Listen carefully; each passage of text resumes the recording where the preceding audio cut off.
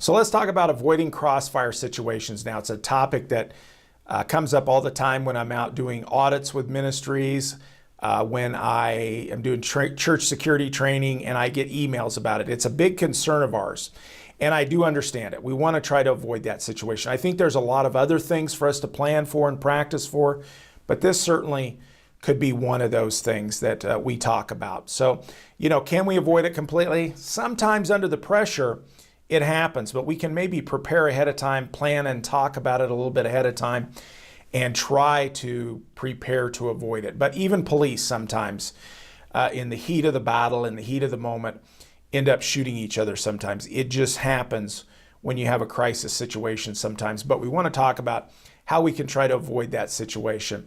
One of the things that I certainly suggest is we talk about it. Every so often talk about it with the team in our trainings. Talk about where we're going to be, how we shoot, and remember that know your target and beyond concept. Be able to look in a moment's notice and see what's behind that target and know those kind of things. Walk through the auditorium and talk about what your plans are. Take that time, like I'm mentioning, an off time, nobody's around, nobody's even got a chance of coming in. We don't want to do this 10 minutes before a Sunday morning service when people are going to start coming in, and now we're talking about shooting and active shooters and stuff. But on Tuesday evening we could meet, or Tuesday afternoon, or come in extra early. Maybe we keep the doors locked while we run through this scenario, and then we open up. Put signs up whenever we got even plastic guns out, in my opinion, so that people know when should they come in, we're doing some kind of training here. But walk through the auditorium and talk about what are those different scenarios, and then do scenario training with your plastic firearms, in my opinion.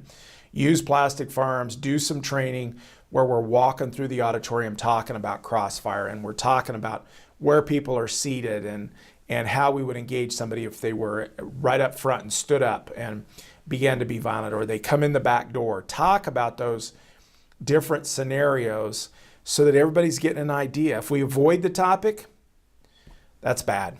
We need to be discussing it. We don't have to have all the knowledge, but the thing is let's walk through these things. Let's talk through them, and that is gold for our mind.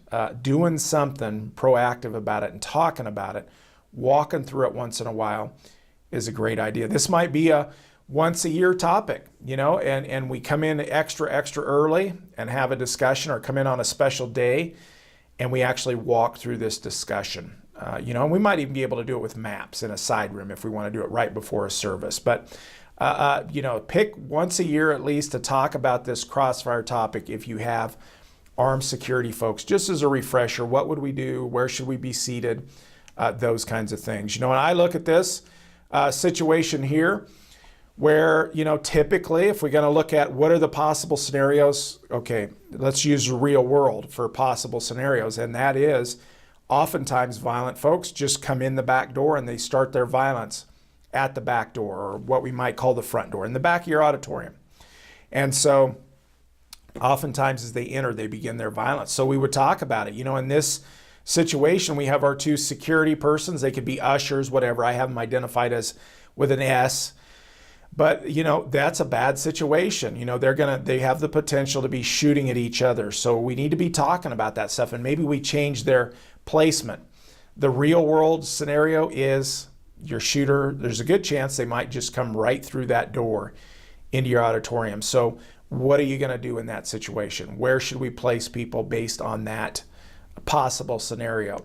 The other possible scenario is, here at the front of the auditorium, all of a sudden somebody stands up and becomes violent.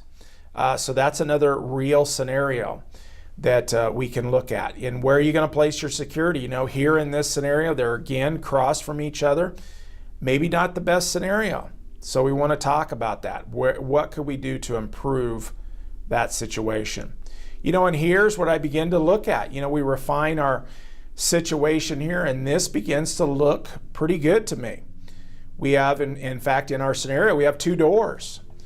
So, and then we have the back of the room and we have the front of the room where our pastor or priest is speaking from. So I kind of like this scenario. We've got security, somebody with a firearm, if we have that resource.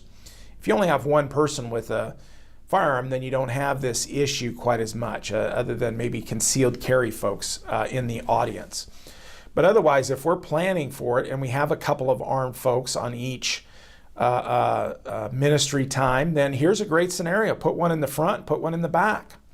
That person in the front's up, in this case, near the door in the front. They're also near the stage, and they're near the front if something should go wrong. The person in the back is where typically we're going to see firearms or violent people come from, is through that door in the back or the front of the ministry. So these are scenarios, these are real scenarios, and this is the kind of stuff we should be walking through, talking with our teams, and having that discussion. And what are the possibilities from those positions?